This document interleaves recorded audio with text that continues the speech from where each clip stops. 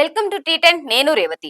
ప్రకృతి ప్రసాదించిన గనులను తవ్వుకొని సొమ్ము చేసుకుంటున్న కొన్ని సంస్థలు రాజకీయ పార్టీలకు భారీ ఎత్తున నిధులను అందిస్తున్నాయి. అధికార, ప్రతిపక్ష, విపక్ష పార్టీలు అన్నింటిని కవర్ చేస్తూ నోట్లతో మాట్లాడుతున్నాయి. తమ తవ్వకాల వ్యాపారానికి అడ్డు రాకుండా ముందు జాగ్రత్త పడుతున్నాయి. ఒడిశాలోని పలు మైనింగ్ సంస్థలు తీరు ఈ విధంగానే ఉన్నది. 8 సంస్థలు రాజకీయ పార్టీలకు భారీ ఎత్తున విరాళాలను ఇచ్చిన సందర్భాలున్నాయి. వీటి వల్ల ప్రభుత్వ ఖజానాకు గండిపడినట్లు కంట్రోలర్ అండ్ ఆడిటర్ జనరల్ నివేదిక పలు అభియోగాలను మోపింది. అలాగే ఒడిశా ప్రభుత్వం తీవ్రమైన లోపాలను సైతం ఇది ఎత్తి చూపింది.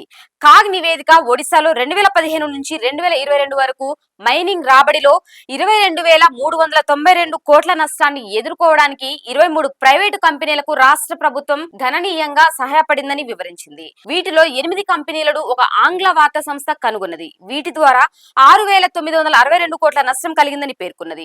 అలాగే ఎలక్టోరల్ బాండ్ల రూపంలో మొత్తం 601 కోట్లను రాజకీయ పార్టీలకు విరాళంగా ఇచ్చినట్టు కనుగొన్నది. ఈ కంపెనీలు ఒడిశాలో ప్రధాన ప్రాంతీయ పార్టీగా ఉన్న జేడీపీతో పాటు ప్రస్తుతం అధికారంలో ఉన్న బీజేపీ, కాంగ్రెస్ లకు విరాళాలు ఇచ్చాయి. ఈ విరాళాల్లో అత్యధిక వాటా బీజేడీకి దక్కడం గమనార్హం. ఆయా కంపెనీల నుంచి మాజీ సీఎం నవీన్ పట్నాయక్ నేతృత్వంలోని పార్టీకి 453 కోట్లు వచ్చినట్లు సమాచారం. ఆ తర్వాత అత్యధిక మొత్తం 6 సంస్థల నుంచి బీజేపీకి 145 కోట్లు దక్కాయి. ఈ దాతల విరాళాలు వివాదం అవ్వటం ఇదే మొదటిసారి కాదు. 2013లో ఎంబిషా కమిషన్ వివిధ మైనింగ్ ఉల్లంఘనల గురించి లేవనెత్తింది. తన నివేదికలో పలు కంపెనీల పేర్లను లేవనెత్తింది. అయితే ఒడిశాలో మైనింగ్ లీజులు, అనుమతులు, లైసెన్సుల మంజూరు, పొడిగింపులు, లీజ్ హోల్డర్లు ద్వారా ఖనిజ పంపకాలు, విక్రయాలను నివేదించడానికి సంబంధించిన పలు విషయాలను ఈ నివేదికలో ఎత్తి చూపింది.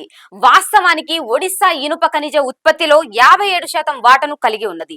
దాదాపు 60 గనులు, 150 చదరపు కిలోమీటర్ల విస్తీర్ణంలో ఇక్కడ పనులు జరుగుతున్నాయి. వాస్తవానికి రాష్ట్రంలో ఇనుప ఖనిజం తవ్వకాలపై పరిమితి విధించడంపై సుప్రీంకోర్టు ప్రశ్నలు సంధించింది.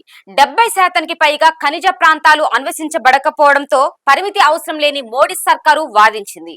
పైన తెలిపిన 8 కంపెనీలలో ఒకటి పరిమితికి మించి మైనింగ్ చేయడం గమనార్హం. తవ్విన ఇనుప ఖనిజం నాణ్యతలో తగ్గుదల కారణంగా 2020 నుంచి 2022 మధ్య 4,162 కోట్ల నష్టం సంభవించడం గమనార్హం. కానీ కనీసం 8 ఇనుప ఖనిజం గనులు వాటి మైనింగ్ పరిమితులను మించినట్టు గుర్తించింది.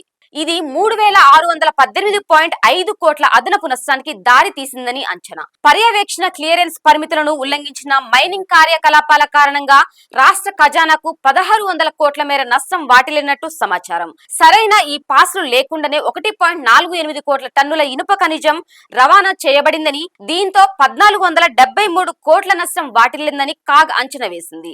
ఈ 8 సంస్థల్లో SL mining, JSPL, KP, Rungta sons, penguin and trend and agency, SN Mohanty, KJS Ahluwalia, Indrani Patnaik లు ఉన్నాయి. ఇందులో 4 సంస్థలు బీజేడీకి 396 కోట్లు, బీజేపీకి 126 కోట్లు విరాళంగా ఇచ్చాయి. ఈ 8 సంస్థల ద్వారా రాష్ట్ర ఖజానాకు 5,032 కోట్లు ఖర్చయ్యాయి. 2020 నుంచి 2022 మధ్య కాలంలో ఇనుప ఖనిజం గ్రేడ్ లో ఆకస్మిక, అసాధారణ క్షీణత కారణంగా 4,162 కోట్ల నష్టం వాటిల్లింది. 6 గనుల్లో ఇది నమోదు కాగా ఇందులో జేఎస్డబ్ల్యూ స్టీల్ కు చెందిన 3 ఉన్నాయి. మైనింగ్ ప్లాన్ ను మించి ఇనుప ఖనిజాన్ని ఉత్పత్తి చేయడంతో రాష్ట్ర ప్రభుత్వం 3,618 కోట్ల ఆదాయాన్ని కోల్పోయిందని కాగ్ పేర్కొన్నది. ఇది ఇవాల్టి న్యూస్. చూస్తూనే ఉండండి టీ10.